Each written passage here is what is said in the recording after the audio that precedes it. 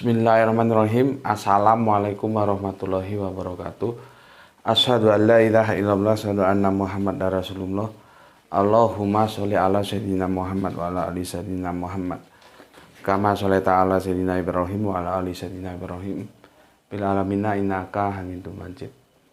Sebelumnya kita panjatkan dahulu doa kepada Gusti Allah Agung untuk saudara-saudara kita yang telah memberikan sholawat ya kepada channel dakwah ini, sehingga channel ini dapat dengan setia selalu eksis hadir dalam ruang-ruang diskusi kalian semuanya dimanapun kalian berada. Tentu dengan sebuah harapan, insya Allah sholawat itu akan menjadi catatan langit amal soleh bagi mereka dan keluarganya kelak, dan insya Allah akan terbalaskan dengan balasan yang lebih baik lagi. Kemudian untuk seluruh viewer terkasihku dimanapun kalian berada, di mancanegara, di dalam negeri, aku ucapkan terima kasih atas apresiasinya ya. Semoga selalu always dan tidak pernah never untuk tetaplah bertumbuh menjadi satu pribadi tangguh yang anti skip dan anti download. Bagi yang berkenan silakan saja di share, tapi linknya ya, jadi jangan diunduh, dicolong ya, lalu diedit semau-maunya, lalu diunggah ulang ya. Kasihan yang nonton juga jadi keblinger nanti. Jadi kalau mau ambil bagian dalam dakwah ya tinggal nge-share linknya saja. Oke. Selanjutnya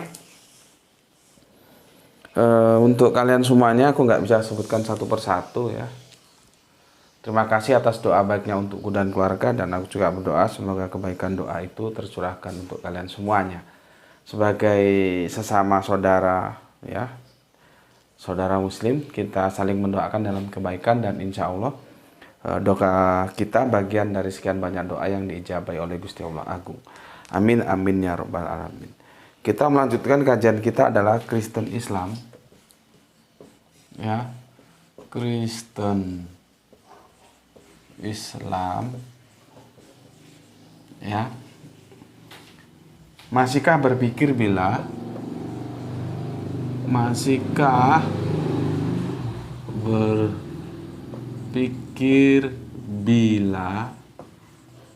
ya, malam ini tumben tulisanku sedikit lumayan. Isa diangkat ke langit. Isa diangkat ke langit seri 2 ya, seri 2 kemarin. sorry batuknya nggak bisa kompromi. Oke, kemarin kita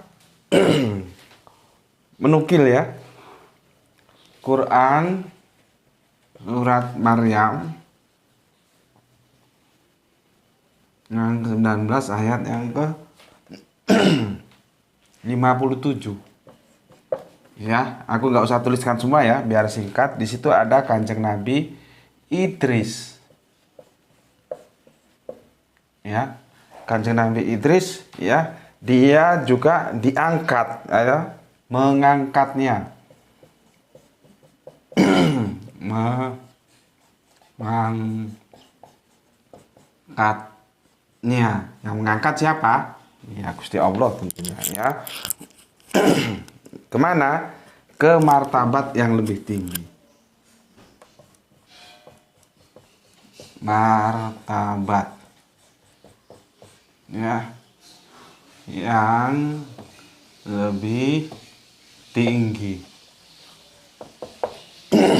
Inilah yang kita diskusikan kemarin ya, itu sama rofa'nahu.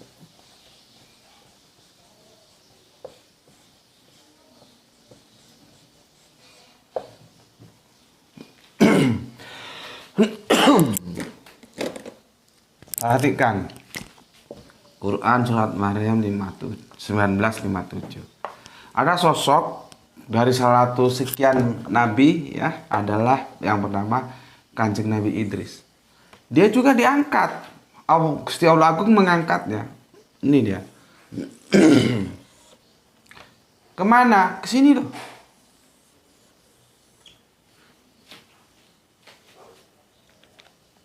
Ya. Jadi hati-hati dengan diksi mengangkat. Kemana? Ke martabat yang lebih tinggi. Yang diangkat apanya? Ini loh martabatnya. Bukan Kanjeng Nabi Idris diangkat sama Gusti Allah naik ke langit sana. Ya. Itu kan jadi kacau kalau pemahamannya begitu. Harafiahnya keterlaluan, kebangetan. Ya, yang diangkat itu martabatnya. Nabi Idrisnya di mana? Di bumi apa di langit? Apa di awang-awang? Kanjeng Nabi Idris ya di bumi. Yang diangkat itu martabatnya kemana? Ke yang lebih tinggi lagi. Diksi mengangkatnya itu mana? Ini. Rafa'nahu. Ya. Jadi hati-hati untuk memahami diksi mengangkat atau rofa'a. Jangan terus kamu ke harapiah yang bermakna itu adalah fisiknya diangkat dan itu nanti ya kalau fisik berarti ya karena fisik itu memerlukan ruang dan waktu, dia kan berbicara geografis. Tapi kalau martabat ini geografisnya mana? Kan nggak ada.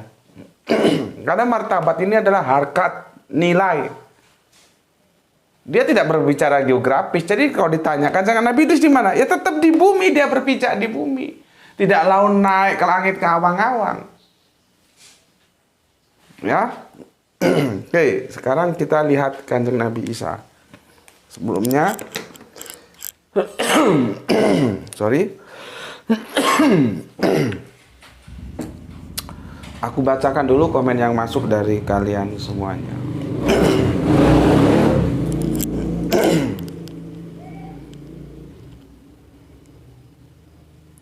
Kalau gini supaya jelas semuanya ya. Oke. Pertama dari sebentar, masih lemot ini. Oke. Dari saudara kita Maman Permana, Kang Maman Permana, Tasikmalaya, Jawa Barat, hadir Gus. Kumaha pawatosna Tasik, Damang Sadayana.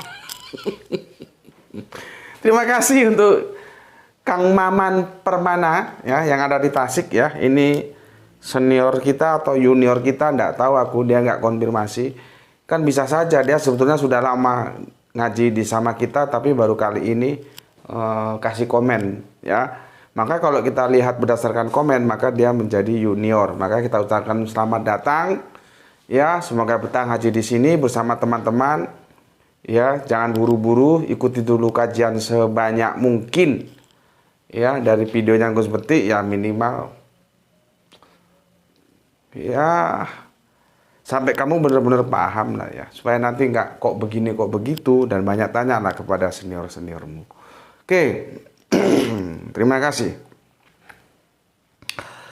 Kemudian untuk Kang Gioni Arthur, ini kalau aku presidennya dia aku angkat menjadi Menteri Kesehatan ini. Madiun hadir nyimak setelah 12 jam tayang, menambah pengetahuan lagi. Saya selama ini sudah hafal Arubiun plus terjemahannya. Ayat itu belum tentu paham maknanya. Dari video ini mendapat pencerahan lagi dari diksi rafa'na, artinya diangkat martabatnya. Terima kasih guru JM, mungkin maksudnya terima kasih nih. Semoga mendapat jannahnya Allah Subhanahu wa taala. Amin. Amin ya rabbal alamin. Salam Isra juga untukmu ya. Yang sekarang bertugas di Madiun. Kemarin kan di daerah Banten ya, daerah Serang, pindah ke Madiun. Semakin dekat karena dia aslinya Tulungagung. Oke, ini ya kita sebut saja lah pakar kesehatan ini. Karena kerjanya di bidang-bidang perawatan kesehatan. Oke, kemudian Kang Usman Khan Lai Saragi. Ya, ngaliling dangu bereng hamuna lai lau tu dia oh. Sudah lama nggak kulihat kau di mana kau pergi. Assalamualaikum, Waalaikumsalam. Dubai hadir di channel dakwah ilmiah agung ini. Alhamdulillah aku sehat. Oh, mantap, mantap kalau sehat. Dan begitu juga harapan yang sama untuk guru kami, juga saudaraku yang mengikuti kajian ini. Amin, amin ya rabbal alamin. Salam Isra, Islam rasional dari Usman Khan Dubai. Mantap. Terima kasih untuk Lai Saragi atau Usman Khan yang ada di Dubai, daerah Barat Tengah sana ya. Terima kasih, terima kasih. Ya, alhamdulillah lah kalau dalam kondisi sehat ya. Karena kalau lama nggak masuk komen kita jadi bertanya-tanya, kemana ini? Ada apa ini? Seperti saudari kita, soleha kita dari Palu, Gispati, sudah sekian episode tidak hadir, tapi semoga bukan karena sakit ya, mungkin karena sibuk atau sesuatu lah ya yang membuatnya tidak bisa hadir. Kalaupun misalkan sakit karena kita tidak dapat informasinya, semoga Gusti Allah Agung segera memberikan kesembuhan dalam bingkai Rahman Rahim kepadanya. Oke, amin amin ya rabbal alamin. Selanjutnya Bu Ne ya. Assalamualaikum waalaikumsalam warahmatullahi wabarakatuh. Banjarmasin menyimak kajian setelah subuhan. Oh, mantap. Sholat subuh langsung ngaji. Sehat selalu inggih Tuan Guru. Matur nuwun atas pandonganipun panjenengan. Salam Isra juga untuk semua seluruh saudaraku ya, muslim yang ada di Banjarmasin. Matur nuwun. Oke. Kita lanjutkan alif. Ini bacanya gimana ini? Alive apa alif? Aku nggak tahu apa gimana ya, ada 24.49 itu biru. Diksi rofa'a diangkat gitu ya. Kalian lah yang canggih gitu-gitu, aku nggak gaul gitu-gitu. Izin komen, I love you gambar kopi ya. Kalau saya ikut mengartikan diksi tersebut, menyelamatkan juga membersihkan nama beliau Nabi Isa. Mantap. Mantap juga ya. Berarti dia sudah tidak berkerangka berpikir harafiah ya. Jadinya tidak fisiknya naik ke atas langit, tidak begitu. Oke, untuk alif Jakarta ya, tapi agak mepet sedikit Depok lah ya. Terima kasih atas apresiasinya dan salam Isra untukmu, untuk semua seluruh keluarga yang ada di Jakarta. Kemudian Sam Ripal Suwandi. Salam dari Cilaket Ngalam Gus. Wow, nawak ewat. Dari Ngalam dia. Oke, salam juga dari aku ya. Sampai dapat salam juga dari area-area SMA Negeri 3 Malang. Oke. Salam balik, salam satu jiwa ya. Untuk semua nawak-nawakku, baik yang sudah menjadi alumni SMA Negeri 3 Malang maupun adik-adik, anak-anak yang sekarang masih aktif di SMA Negeri 3 Malang ya. Salam satu jiwa untuk kalian semuanya. Semoga tidak lupa selalu ingat tentang sholatnya ya, dalam kondisi apapun ya. Selalu taat terhadap hukum-hukum Allah, menjadi Islam yang tangguh. Oke, kapan kita bisa ketemu bareng ya, main-main ke Batu sini, monggo silahkan, tapi konfirmasi dulu. Kapan debat mana Gus? Kangen lihat Gus Meti debat. Ya kita ini kan ibarat apa namanya? Sorry. Ibarat atlet tinju gitu ya. Itu kan tergantung promotornya. Jadi gue ini ibarat atlet tinju ya. Kapan debat Gus ya? Tergantung promotornya. Gue minta sih sebetulnya adalah pihak, karena belum pernah selama ini dari teman-teman Kristen yang menginisiasi perdebatan itu ya. Nanti kami tinggal diundang saja gitu. Tapi selama ini belum ada. Yang menginisiasi perdebatan selalu dari pihak Islam. Ya. Dan untuk menghela satu perdebatan itu ya enggak murah. Sekitar 15, kalau sekarang mungkin 20 juta ya. Sewa gedung, sewa kursi, sound system, apalagi food and beverage ya, makan gitu ya, kita undang orang kok ya. terus belum hal-hal yang lain, transportasi segala macam ya. Kalau waktu yang terakhir aku debat di Universitas Widya Agama itu sekitar 15-an. Berarti kalau sekarang ya 15-20 juta lah gitu ya. Gitu. Dan kita minta sebetulnya adalah pihak-pihak dari teman-teman Kristen jadi gantian gitu ya. Aku kalau virtual sih enggak mau, ketemu diskusi ya di darat aja kok. Virtual enggak suka aku. Ya. Gitu untuk Samripal Swandi ya. Jadi kalau ditanya kapan debat mana Gus? Ya tergantung promotornya ada enggak. Itu aja. Kalau kita sih selalu oke ya.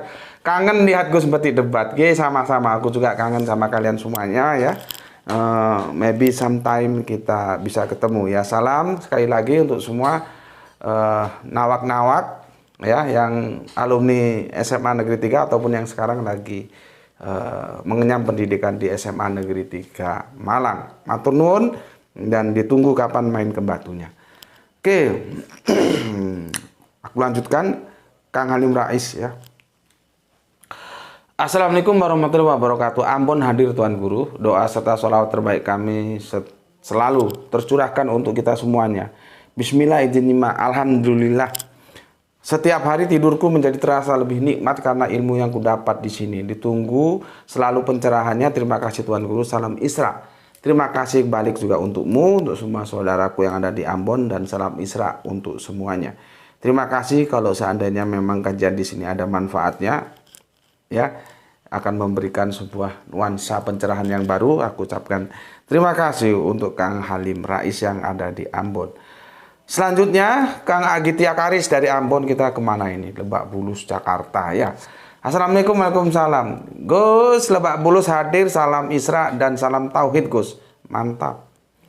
Ikut kembali berkomentar. Saya selalu menyimak kajian tiap hari setelah Isya. Oh, silakan ambil waktunya yang mana yang tepat. Walaupun saya jarang memberi komentar, tapi ilmu dari Gus yaitu Islam, Isra selalu saya pahami. Terima kasih, matur nuwun. Masalahnya kalau kamu nonton setelah Isya itu nonton unggahan yang mana? Karena selama ini kita upayakan 2 kali unggahan di waktu duha dan di waktu Isya ya. Coba dikonfirmasi lebih akurat lagi ya. Tapi apapun adanya, terima kasih untuk Agitya Karis dan salam Isra untuk semua saudara muslimku yang ada di Lebak Bulus, Jakarta. Kemudian Kang Mas Hermas Edison, terima kasih atas 3 jempolnya ya. Oke. Kita lanjutkan Kang Irfan Al-Akbar. Masih menyimak pasca ngaji Ba'da Isya. Wow, Ba'da Isya juga mantap. Yesus memang diangkat tapi tidak ke langit Gus. Dan yang diangkat hanyalah rohnya. Karena beliau telah meninggal pasca lolos dari peristiwa penyaliban itu. Ya, sebagaimana roh kita semua kalau meninggal dunia dicabut dari tubuh terus diangkat lalu ditempatkan di alam barzah.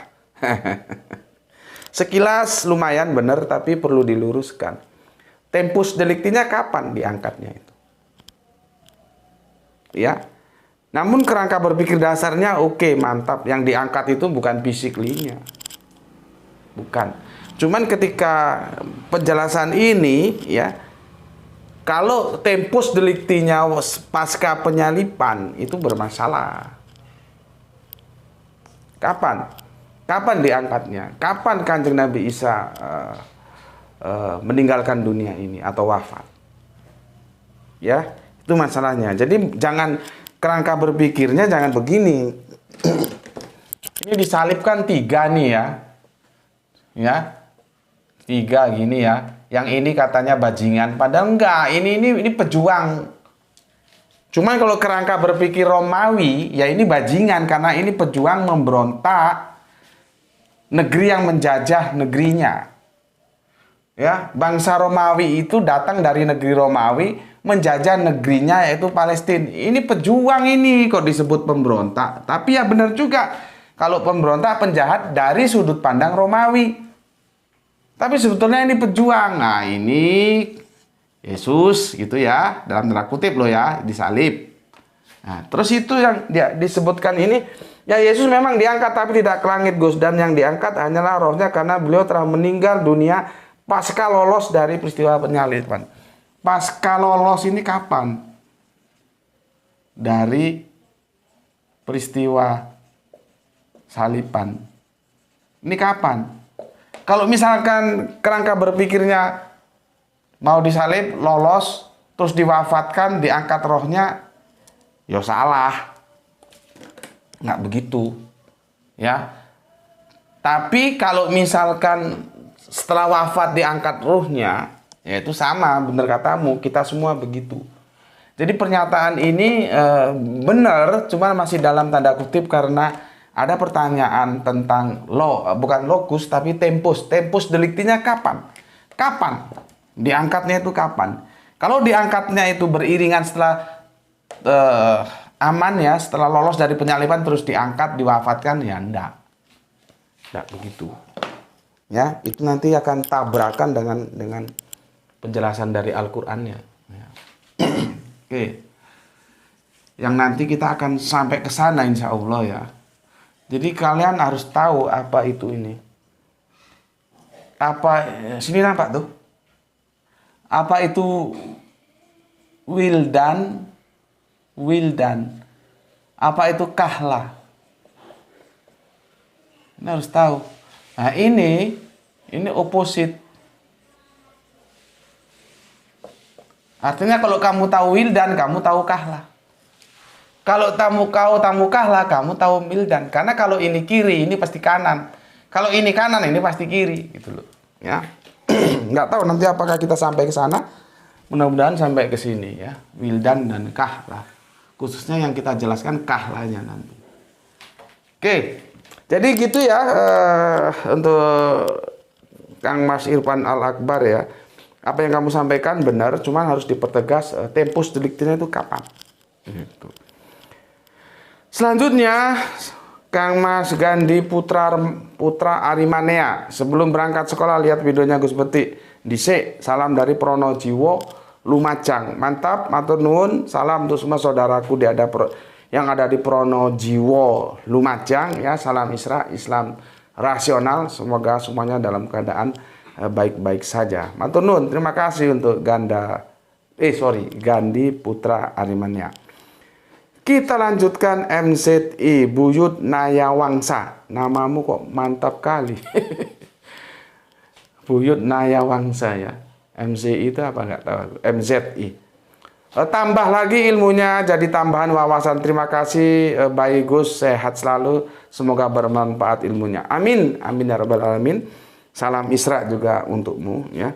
Kemudian untuk kita ke Bandung, ini nggak tahu MZ ini ada di mana ya. Kita lanjut ke Kang Hermana Nata Wijaya. Assalamualaikum warahmatullahi wabarakatuh. Waalaikumsalam. Atur nuhun Kang, siap nyimak kajian. Salam Isra. Salam Isra Sadayana untuk semua saudaraku yang ada di Kota Kembang, Bandung. Kita lanjut ke Jawa Tengah, tapi bagian utara ini ya. Nyimak selalu Gus. Salam Isra dari Kepo Mania Randu Blatung, Blora, Jawa Tengah. Oke, matur nuwun untuk Kang Mas. Salam Isra juga untukmu. Kemudian Kang Jamuri Muri hadir nyimak Gus. Salam Isra. Salam Isra juga untuk Kang Jamuri Muri. Gimana kabarnya Kang Jamuri Muri? Ya, semoga sehat selalu, nggih. Dari sana kita terbang ke Jawa lagi ya, dari Sumatera ke Jawa lagi. Kang Wahyu 72. Assalamualaikum warahmatullahi wabarakatuh. Brebes hadir nyimak Gus. Salam Isra juga untukmu Kang. Matur nuwun, terima kasih. Ini ada saudara kita juga ya, Kang Mas Jainuri ya, ini komentator baru ya. Gus terus tambah tebar ajaran Islam yang rasional. Oke, terima kasih Kang Jainuri, semoga betah ngaji di sini ya bersama teman-teman dan ucapkan selamat datang bergabung bersama teman-teman di sini. Matur nuwun, salam Isra juga untukmu. Nggak tahu kamu ada di mana karena kamu belum kasih alamat. Kemudian Abah Komarudin. Assalamualaikum warahmatullahi wabarakatuh. Salam Bandung hadir nyimak ba'da salat Isya.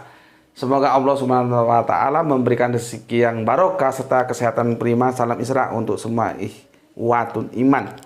Saya ingatkan jangan sekali-sekali mengatakan bosan untuk mencari ilmu karena tolabul ilmi itu hukumnya wajib, jangan jadi orang pemalas.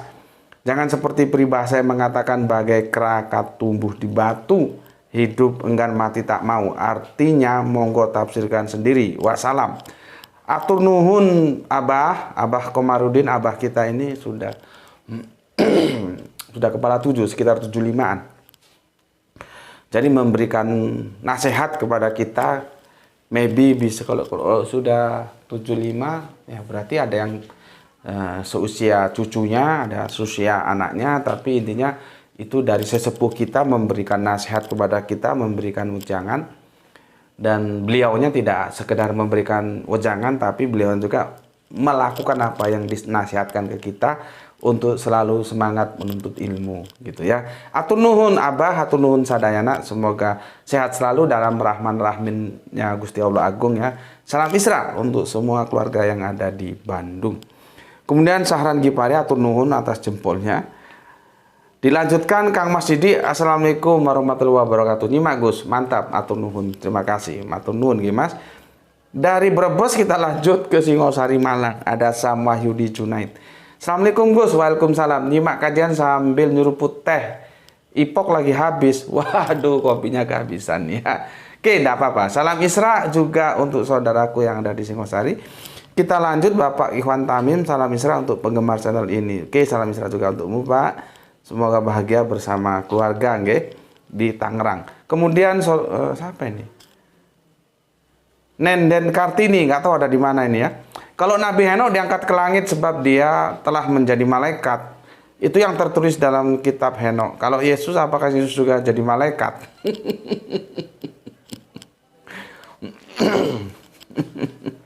Ya, apa benar Yesus diangkat di langit?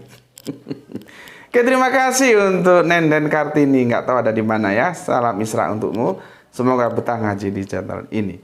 Kemudian Kang Mas Rio Aka, Jakarta Selatan hadir Gus, mantap, lanjutkan. Salam Isra untukmu, semua saudara yang ada di Jakarta Selatan. Kita lanjutkan Kang Mas Edi Margono, Assalamualaikum, waalaikumsalam warahmatullahi wabarakatuh. Nyimak Gus, mantap, terima kasih atas jempolnya. Salam untuk semua seluruh saudara muslimku yang ada di Yogyakarta, Bantul, Gunung Kidul. Oski, Kang Mas Oski 017, lama nggak hadir, sekarang hadir lagi, nggak tahu mungkin sibuk ya. Untuk memahami kata mengangkat pada An-Nisa ayat 158, kita harus melihat ayat sebelumnya. An-Nisa 157 bertujuan untuk membantah pengajaran yang ada di apa ini, Baraita, orang Yahudi yang tertulis di Talmud Sanhedrin 43a yang menyatakan bahwa orang Yahudi pada perayaan Paskah menggantung mayat Yesus orang Nazaret setelah mereka membunuhnya dengan cara merajamnya. Oh, bukan menyalibnya ya, merajamnya. Ini Sanhedrin berapa ini? Sanhedrin 43a. Dan jelas bahwa tujuan dari pengajaran Baraita ini untuk merendahkan martabat Yesus, karena dia akan dianggap sebagai orang yang terkutuk sesuai kitab Ulangan pasal 21 ayat 22 sampai 23 ya. Tapi di sini dirajam ya, tidak digantung. Ya, Yahudi ya kan ini menyatakan bahwa orang Yahudi pada perayaan Paskah menggantung mayat Yesus orang Nazaret setelah mereka membunuhnya dengan cara merajam. Oh, berarti dirajam dulu ya, baru digantung, begitu ya menurut Sanhedrin. Oke, terima kasih infonya, tapi sesuatu yang info yang baik ya. Artinya apa? Itu upaya Yahudi untuk menjatuhkan Yesus ke titik nol. Ingat ya, ke titik nol, ke titik nol. Nanti aku jelaskan ya. Artinya bila Allah sudah tegas menyatakan bahwa mereka tidak membunuhnya dan tidak menyalibnya, maka efeknya ada di An-Nisa ayat 158 bahwa Allah mengangkat derajat atau martabat Yesus yang semula dianggap terkutuk oleh orang Yahudi. Pinter, cerdas. Ya, tuh, nih, dengar nih ya, Oskis 017, ya, cuman aku belum pernah lihat Sanhedrinnya, nanti coba ya. Oke, terima kasih untuk Oskis, nggak tahu Oskis ini ada di mana ya. Jadi ini bukan masalah physically, tapi masalah nama baik, ya, masalah martabat. Sudah dijelaskan gamblang oleh Oskis ya. Nanti aku tinggal penetrasi aja ya. Oke, Bapak Abdul Muluk, Assalamualaikum, waalaikumsalam. Dari Serdang, Gus, terima kasih. Oke, terima kasih juga ya. Salam untuk semua keluarga yang ada di Serdang, salam Isra semuanya. Kemudian orang asing Nyimak Gus, mantap. Terima kasih orang asing, salam Isra untukmu. Ini saudara kita Halga Collection kan duluan Kristen, Mas. Jadi kalau di kalender mengatakan Isa Al-Masih, salah juga kalender itu. Yang jelas Yesus bukan Isa. Ya gini aja, aku kasih saran, tulis surat kepada BAMAK, Badan Musyawarah Antar Gereja atau Lembaga Resmi Kekristenan. Bilang kepada yang otoritasnya siapa tentang penanggalan itu, Menteri Penerangan kek atau siapa kek, bahwa semua kalender-kalender yang tercetak itu jangan menulis lagi nama Isa, tulis saja Yesus. Gak apa-apa kamu usulkan begitu, tapi artinya kalau kamu usulkan begitu belum tentu diterima. Karena apa? Kalian akan bertentangan dengan sejarah, terjadi anakronisme. Apakah dulu itu nggak ada ditulis Isa? Itu kan karena melanjutkan hal yang dulu. Gitu loh. Itu kan hal yang nggak mungkin. Coba kamu cari kalender mulai kapan ditulis Yesus, mulai kapan ditulis Isa. Kan pencetak-pencetak itu kan melanjutkan tradisi yang terdahulu. Tiba-tiba mau dihapus, diganti. Mana yang nggak beres? Selanjutnya, yang jelas itu Yesus bukan Isa. Kalau Yesus bukan Isa, kamu nggak usah hadir di sini. Untuk apa kamu hadir di sini? Karena ini comparative religion. Apapun kata kami tentang Isa itu nggak ngaruh, karena menurutmu Isa bukan Yesus kan? Jadi otak itu yang linier. Kalau kamu bilang Yesus bukan Isa, tapi kamu masih hadir dalam channel-channel comparative religion itu otakmu nggak linier. Ya. Sama aja, Yesus itu bukan Isa, tapi dikutipnya Al-Quran bahwa Isa terkemuka di dunia akhirat. Kan main dua kaki itu. Sama saja ngomong, Al-Quran itu kitab hasil mengcopy paste dari kitab-kitab terdahulu. Itu bukan kitab suci, tapi nanti giliran Al-Quran menjelaskan bahwa Isa ibnu Maryam terkemuka di dunia akhirat, dia nukil lagi. Jadi nggak fair. Yang nggak fair itu tidak akademis gitu loh. Sama dengan ini. Kalau menurutmu Yesus bukan Isa, ya sudah, nggak apa-apa. Kamu nggak perlu masuk dalam kajian-kajian seperti ini. Karena kalau Yesus bukan Isa, sudah tidak perlu lagi ada comparative religion. Karena subjeknya berbeda. Gitu loh. Ya. Oke, selanjutnya siapa ini?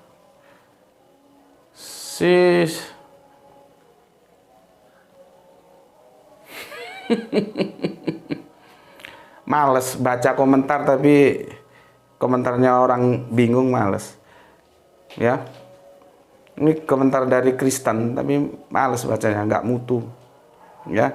Oke, Pudi 99 ya. Y apa itu Y, nggak tahu aku. Ini biar diberesin si Irfan aja lah ini. Karena dia sudah berkali-kali sih begini ya, males. Orang bilang ke kanan, dia ke kiri. Nanti setelah ditunjukkan lari lagi, kembali lagi. Dulu bilang Gua Hiro katanya. Bagaimana tahu kalau itu Jibril? Orang Yesus, orang Kanjeng Nabi Isa, orang Kanjeng Nabi Muhammad sendiri nggak pernah bilang itu Jibril kok. Tahu setelah dikasih tahu, setelah bertemu dengan Naufal bin Maroko kok.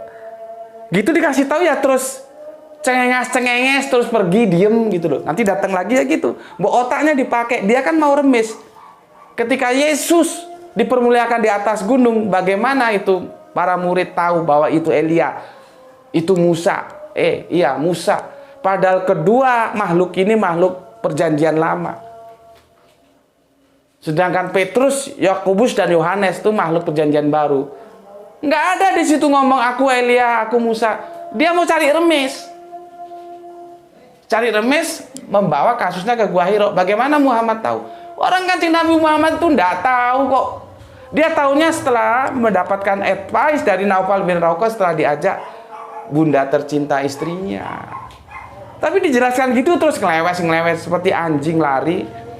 Terus ekornya di belakang gitu, kelewes. Gitu aja. Jadi males kasih kopi. Kenapa? Memang niatnya tidak mencari ilmu untuk belajar bersama yang benar yang mana.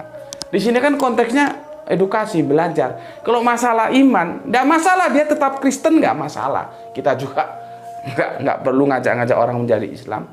Ya, kalau kita hanya memberikan kesadaran, penjelasan, ini Islam seperti kemarin Mas Luki Adam, kan nggak perlu kita paksa-paksa, kita rayu-rayu. Jelaskan aja Islam begini, nanti biar dia berpikir. Sama dengan ini, nggak usah masuk Islam, nggak apa-apa, tapi kebenaran secara akademis itu diterima gitu loh. Jangan ngelewas seperti anjing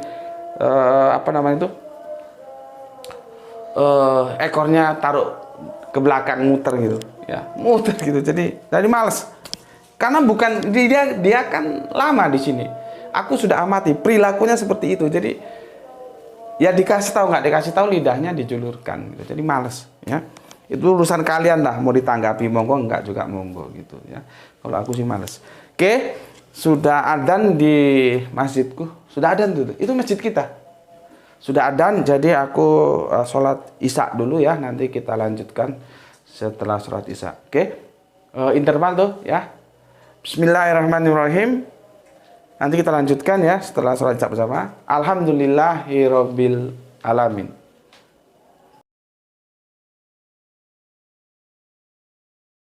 Bismillahirrahmanirrahim. Kita lanjutkan lagi ya kajian kita ya.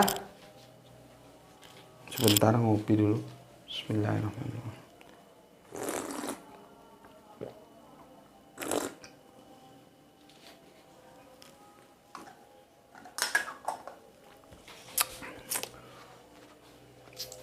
Tisu.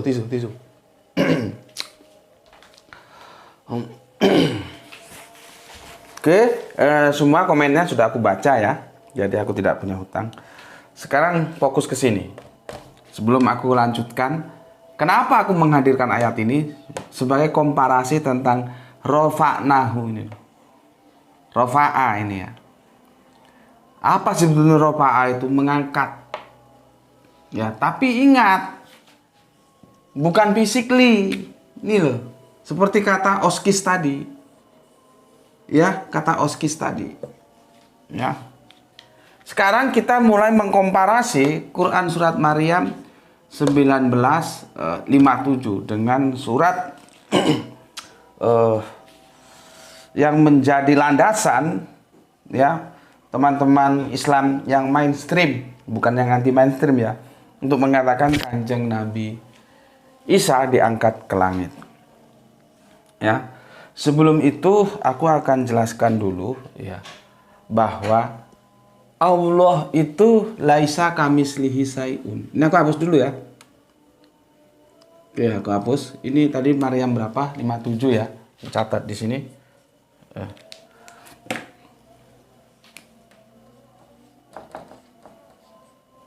Oke. Aku hapus dulu ini.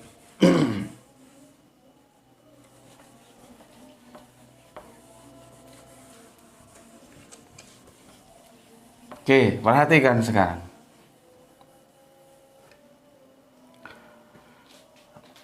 Nanti bisa kamu cari penjelasannya bahwa di Al-Hadid kalau nggak salah nanti ya, bahwa Gusti Allah Agung itu laisa kamislihi sayun.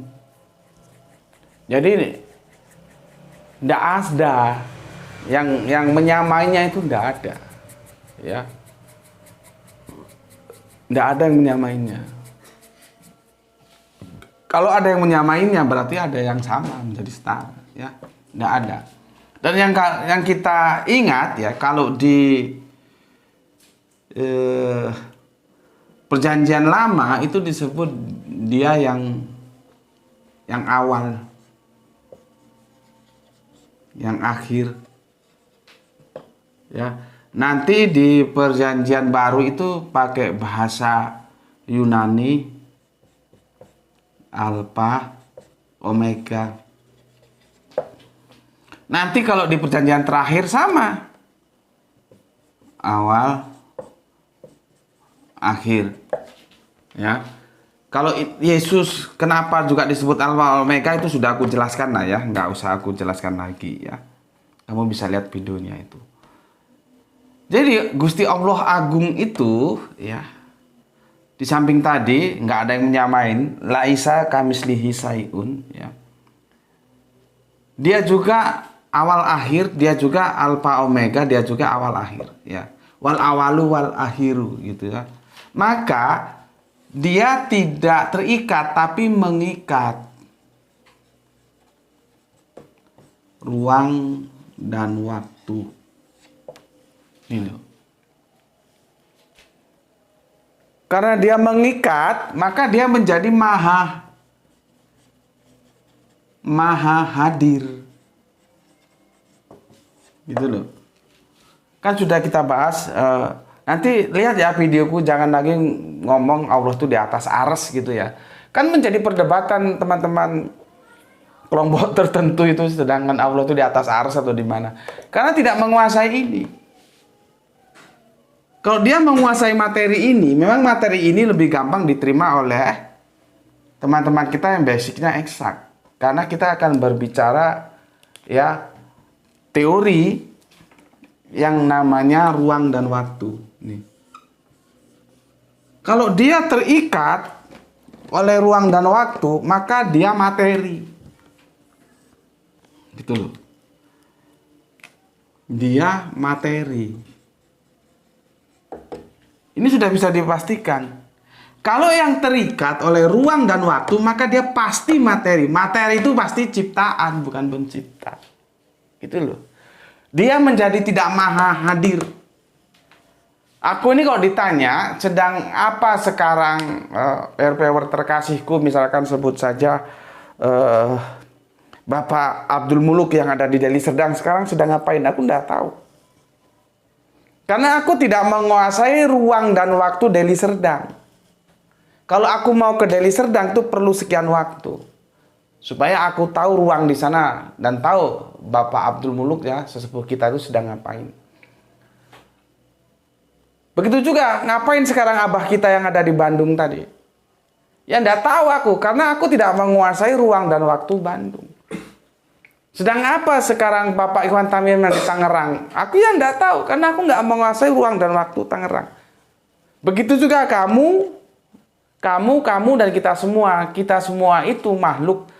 Kita tidak menguasai ruang dan waktu. Ya. Kita menjadi terikat, bukan mengikat. Karena kita materi. Nanti kalau kurang jelas, belajar sama anak fisika. Ya. Oke. Gusti Allah Agung itu, dia mengikat, bukan terikat. Mengikat ruang dan waktu. Ya. Sehingga karena dia mengikat ruang dan waktu itu ada dalam kendalinya, ya, maka dia menjadi maha hadir. Ini deh. Maka dia dikatakan maha tahu karena dia maha hadir. Kalau aku nggak maha tahu, aku nggak tahu apa yang terjadi di tempat kalian. Kalau Gusti Allah tuh tahu karena dia mengikat ruang dan waktu. Sehingga dia menjadi maha hadir. Dia tahu dimanapun tahu. Dimanapun kau bersembunyi, di dalam gedung, di dalam apapun, Allah tahu. Bahkan sampai hal-hal yang metafisik, apa yang ada di dalam hatimu, Allah tahu. Kenapa? Karena dia mengikat ruang dan waktu. Kenapa mengikat ruang dan waktu? Karena beliau, Gusti Allah Agung itu adalah awal akhir, begitu kata perjanjian lama. Alfa Omega, begitu kata perjanjian baru. Awal akhir, begitu kata perjanjian terakhir Al-Quran. Ya, seperti ini.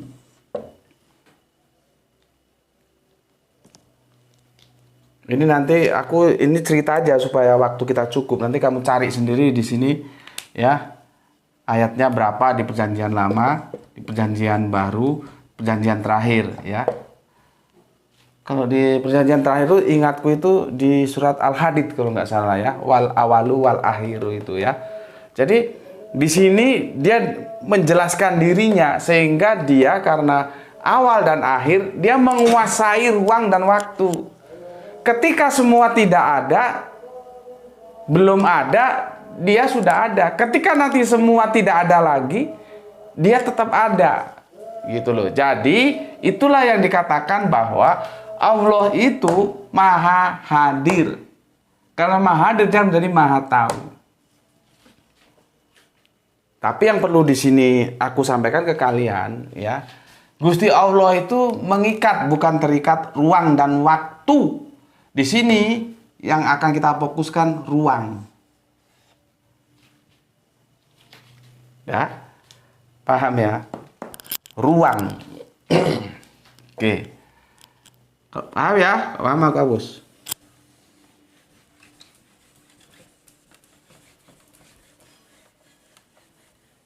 Ya, sekarang buka surat An-Nisa 157 tapi 158 dulu. Karena seperti katanya Oskis tadi ya, nggak bisa kita kalau langsung ke 158 karena dia penjelasannya terkait dengan 157 ya. Oke. An-Nisa 157 ya. Ini anu banget ini. Yang 157 aku baca aja ya, karena nanti menyisa waktu kalau aku tuliskan. Aku baca aja, karena ini cukup panjang. Dan kami hukum juga karena ucapan mereka. Ya, siapa mereka itu? Ya. Sesungguhnya kami telah membunuh Al-Masih, Isa putra Maryam, Rasul Allah.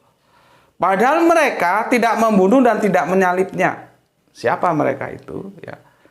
Tetapi yang mereka bunuh adalah orang yang diserupakan dengan Isa. Sesungguhnya mereka yang berselisih pendapat tentang Isa, lalu dalam keraguan-raguan tentang yang dibunuh itu. Mereka benar-benar tidak tahu, ya, melainkan mengikuti prasangka belaka. Jadi mereka tidak yakin telah membunuhnya. Nanti masalah prasangka ini aku ada videonya ya. Jadi ini sumber dari Kristen sendiri bahwa Yesusnya itu 3. Dia membaginya, Yesus menurut Katolik beda, Yesus menurut Protestan beda, Yesus menurut Kristen. Jadi dia baginya begitu, beda-beda. Terkait tentang penyaliban ini. Jadi itu semakin mengkonfirmasi apa yang dikatakan Al-Quran. Prasangka belaka. Nanti kapan-kapan tak cari filenya ya. Gitu. Oke, kita fokus ke sini dulu ya. Mereka itu siapa? Ini yang harus kalian tahu dulu. Ya. Quran surat An-Nisa. Siapa mereka itu? Ayatnya 157.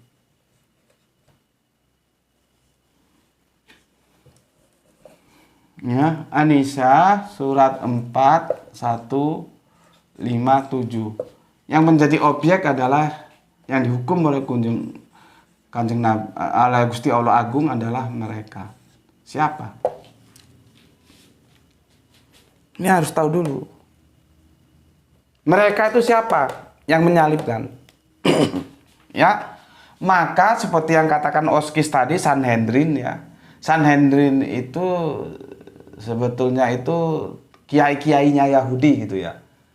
Paulus itu nggak masuk Sanhedrin loh ya. Yang masuk Sanhedrin itu Yusuf Arimatea. Makanya dia punya otoritas untuk meminta kepada penguasa Romawi untuk mengambil jasad Yesus. Karena dia Sanhedrin segani.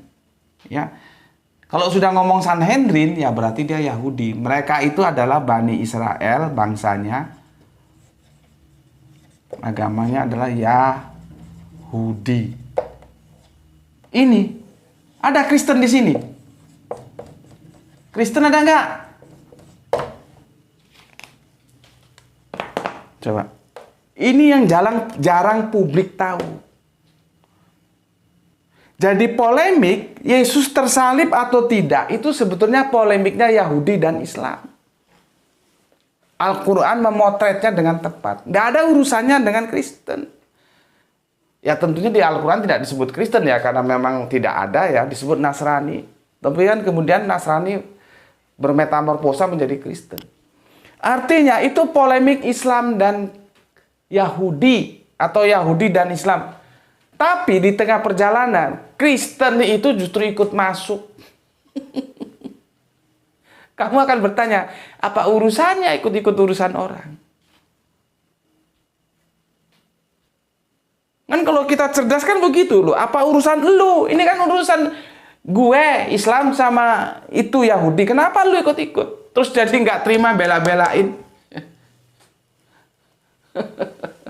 Sok akrab, sok dekat dengan Yahudi. Padahal Yahudi nggak mau. Yahudi itu nggak mau. Orang-orang Israel itu cukup tinggi egonya. Bagi mereka, Yahudi ya Israel, Israel Yahudi. Diaspora itu juga kemana-mana mereka tersebar tetap kekeh pada egosentrisnya. Yahudi Israel, Israel Yahudi. Maka kalau misalkan, kan kita sering ya kalau dalam perdebatan-perdebatan itu kita lihat, kalau kita baca di Facebook misalkan, di YouTube misalkan kita lihat, itu kekristenan kalau berdebat dengan Islam itu terus SKSD. Sok kenal, sok dekat ke Israel yang notabene Yahudi. Padahal Yahudi tidak mau. Gitu loh. Nggak mau. Orang konsep teosnya aja beda dan Yahudi itu menolak Yesus. Tapi kan teman-teman Kristen kan SKSD, sok kenal, sok dekat. Untuk menghadapinya, mereka perlu merasa sok kenal, sok dekat dengan Yahudi ketika berhadapan dengan Islam. Kalau Islam enggak. Ya, diskusi ya diskusi aja gitu loh. Ya. Nah, terus yang menjadi pertanyaan, kau harusnya tanya, kenapa Kristen kok terus ikut campur gitu loh? Orang ini kan urusan Yahudi dengan Islam. Nggak ada sama sekali Kristen. Baca itu, ya, baca. Ada nggak Nasrani di situ? Kalau Kristen oke lah, memang nggak ada di sini. Cikal bakalnya Nasrani sebagai cikal bakal Kristen, ada nggak di sini? Nggak ada. Ya, terus ngapain kok ikut-ikutan? Orang ini urusan Islam dan Yahudi kok, ya. Dan oleh Oskis tadi sudah ditunjukkan Sanhedrin itu notabene Yahudi. Ya. Kan sudah sangat jelas di sini itu Yahudi. Ngapain ikut-ikutan? Maka jawabnya, mereka ikut-ikutan itu karena Paulus telah memberikan kekristenan kepada Kristen itu dogma yang disebut soteriologi salib. Ini loh. Ini sebabnya. Kalau nggak ada dogma soteriologi salib, Kristen nggak perlu keberatan mau Yesus disalib atau enggak. Ini kan sebetulnya seperti yang tadi Oskis jelaskan, Yahudi itu merasa bangga, merasa sok, merasa jagoan, sudah menistakan Kanjeng Nabi Isa sampai ke titik nol. Dibantah oleh Gusti Allah. Orang ini kekasih Allah kok lu mau sembarangan. Lu keliru. Bukan Isa kekasih gue yang lu salib, yang lu bunuh. Gitu loh. Nah, datang Kristen gak terima. Padahal itu urusannya antara Yahudi dan Islam. Puyeng gak lu? Puyeng kalau lu gak tahu kenapa Kristen kok tiba-tiba nyolot ikut-ikutan masuk ke perdebatan ini. Karena mereka sudah dicekoki oleh dogma soteriologi salib yang ini dibangun oleh Paulus. Ini loh. Mana bukunya tuh ya? Sebentar, kalau ada aku cari.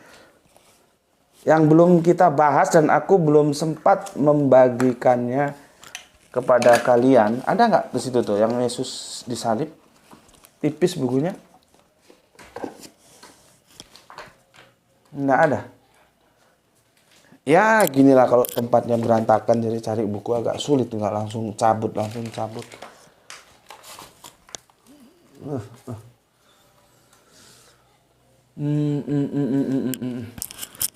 Nantilah ya kalau ketemu aku tunjukkan ya. Itu sudah dibantah sama internal Kristen sendiri.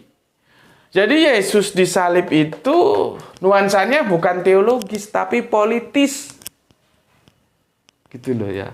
Nuansa penyaliban itu adalah politis, bukan teologis. Ya. Nanti kalau ada waktu aku bagikan sama kalian, aku cari bukunya. Nggak ketemu, nggak tahu di mana ya.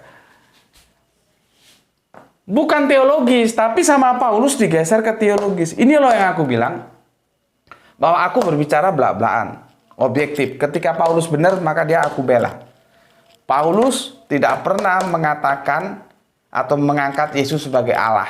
Kalau sebagai Tuhan, oke. Tapi ngertikah kalian apa Tuhan apa Allah? Jadi Paulus itu masih murni bertauhid. Aku bela, karena memang begitu. Tapi sekarang aku juga harus katakan, Paulus bermasalah. Karena dia menyuntikkan soteriologi salib dalam kekristenan. Itu loh. Disuntikkan. Nih. Kekristenan ini. Nih, ini Paulus yang menyuntikkan soteriologi salib. Jadi kalau dalam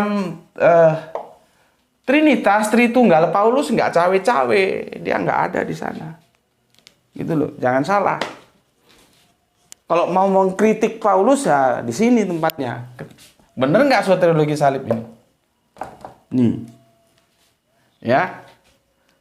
Karena dia akan berpijak pada keselamatan itu pada salib, ya, maka disebut soteriologi salib. Kenapa di salib itu menjadi keselamatan? Salib itu untuk menghapuskan sebuah dosa dari Bapak Adam, Ibu Hawa, yang kita sering dengar dari mereka dosa waris. Di sini, ya, dosa waris itu dikapitalisasi, ya, oleh Paulus. Ya, maka dosa itu akan menjalar kemana-mana dan tidak bisa hilang tanpa ada yang menebusnya. Maka disebutlah Yesus itu sebagai penebus dosa lewat proses penyaliban. Ya, tetapi sesungguhnya kalau kita tahu penyaliban itu tidak ada dalam dimensi teologis seperti yang dibangun Paulus. Itu politis murni. Itu, ya. Ini paham. Jadi ini jarang orang tahu ya, tapi kalau dikasih tahu juga kalian nggak ngeh, jadi agak sulit menerima penjelasan dari aku. Khususnya teman-teman Islam yang yang mainstream ya, ini perlu tahu dari mana sebetulnya asal ceritanya Kanjeng Nabi Isa diangkat ke langit itu, gitu loh ya. Jadi harus tahu gitu. Kalau nggak tahu ya jadi masalah. Ya, oke. Awalnya dari Paulus ini. Kalau Paulus tidak melahirkan soteriologi salib sebuah dogma yang dimasukkan ke dalam kekristenan, aku yakin Kristen tidak mau ngurusi ini. Yang nanti akan menukik di surat 158-nya. Mau disalib kek, mau enggak kek. Enggak urusan gue gitu. Karena memang ini debatnya ini debat Yahudi Islam kok. Jadi yang harus kalian tahu, pertama ya, nampak sini tuh, peristiwa salib, ya, itu adalah pertentangan antara Yahudi versus Islam. Ini harus dipahami dulu. Tidak ada Kristen di sini, nggak ada, nggak ada. Yang kedua, kenapa kok di lapangan akhirnya Kristen kok masuk cawe-cawe dan keberatan kalau Yesus itu disalib? Karena mereka sudah terbius oleh dogma soteriologi salib yang digagas oleh Paulus. Terbius oleh dogma soteriologi salib yang dibangun Paulus. Nih, dua ini yang jarang orang perhatikan. Kalau teman-teman Islam yang mainstream khususnya memperhatikan ini, apalagi teman-teman Kristen, ya nanti paradigma berpikirnya bisa berubah. Apakah benar sih soteriologi salib itu untuk menyelamatkan orang? Karena di dalamnya nuansanya bukan teologis, tapi politis. Belum lagi kalau kita bicara, ya, Masa benar orang yang salah terus kita yang dihukum? Itu tidak rasional banget gitu loh. Bapak salah ya bapak yang dipenjara. Bapak yang dihukum, bukan anak yang dihukum. Dan dosa itu tidak main tebus-tebusan, tapi lewat pertobatan gitu ya. Cuma sekali lagi aku bilang bahwa soteriologi salib itu sudah kekeh di dalam kekristenan. Ya. Di lapangan ketemu informasi bahwa bukan Yesus yang disalib, padahal soteriologi, namanya soteriologi salib, maka dia dibangun atas dasar penyalipan. Ya jelas mereka akhirnya membela mati-matian. Gitu loh. Di situ sebabnya sehingga mereka masuk ke dalam perdebatan ini. Nih, kekristenan ini, ya. Sementara yang awalnya itu perselisihan antara Yahudi versus Islam, sekarang Yahudi nggak ngurus. Yahudi itu cuek bebek, mau Yesus mau bukan yang disalib, mereka nggak urusan. Justru kekristenan lah yang masuk ke dalam perdebatan ini. Tapi Islam ya tenang saja. Dan kita siap mempertanggungjawabkan. Ya. Meskipun nanti kita berhadapan dengan sejarah. Ya, masa sejarah mau dikalahkan oleh wahyu? Ya, nggak bener lah. Ya, justru sejarah mengatakan bukan Yesus yang tersalib, itu menunjukkan kebenaran Al-Quran justru. Gitu ya.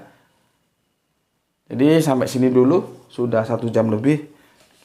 Aku mau tuntaskan ke 158, akhirnya nggak selesai, waktunya sudah 1 jam ya, di 157, insya Allah besok. Tapi yang aku wanti-wanti kalian tahu kerangka berpikir ini. Ini jarang orang tahu, debat sana, debat sini, tapi nggak tahu ini. Jadi ya habis waktu nggak karu-karuan, tapi substansinya nggak dipahami. Tolong ketahui ini, 2 ini ya, bahwa disalib nggak disalib itu adalah polemik antara Yahudi versus Islam. Terus kenapa Kristen masuk? Padahal Kristen nggak ada di sini. Karena mereka sudah tercokoki oleh dogma soteriologi salib yang dibangun Paulus. Yang itu bergerak, berkembang ya dengan memanfaatkan proses penyalipan itu menjadi sebuah dogma keselamatan. Itulah sebabnya Kristen masuk. Keberatan terhadap ayat 157 dan 158 dari surat An-Nisa itu. Gitu ya. Oke, insya Allah besok kita lanjutkan ya. Pesan aku, jaga Allah, jaga Kanjeng Nabi, jaga Al-Quran, jaga sholat, jaga Islam dalam bingkai keimanan yang paling dalam. Tetapi tetap memberi hormat kepada saudara-saudara kita yang memilih jalan lain. Karena mereka tetap aja saudara kita. Ya, semoga mendapatkan keberuntungan, rezeki yang barokah dan kesehatan yang prima. Ya. Dan terimalah salam dari aku, salam penyemangat, salam Isra, Islam rasional. Ya, bismillahirrahmanirrahim. Alhamdulillahirabbil alamin. Matur nuwun.